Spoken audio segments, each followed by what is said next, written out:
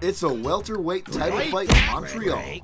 Dan Tom here with MMA Junkie to help you break down the main event for UFC 315 between Belal Muhammad and Della Maddalena.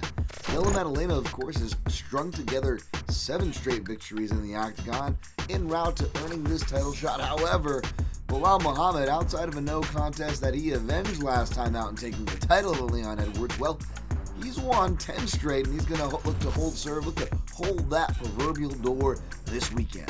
At the time of this video, the odds makers and public are siding with Muhammad to hold serve as the champion in the neighborhood of minus 205 as your favorite, whilst the underdog, the challenger Della Maddalena, is coming back at you in the neighborhood of plus 158. Now, seeing that spread or who is favored, that doesn't surprise me, nor do I disagree. In fact, he gives Muhammad the respect that he deserves as the champion, while still representing the liveliness of Della Maddalena, who I think will be live, particularly with his left-sided strikes. Of course, Della Maddalena is a switch hitter, very dynamic.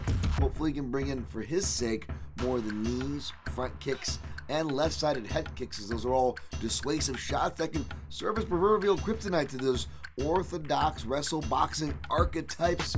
And oddly enough, or perhaps not so coincidentally, Belal Muhammad's common culprits have been left-sided strikes, so that's going to be something to look out for.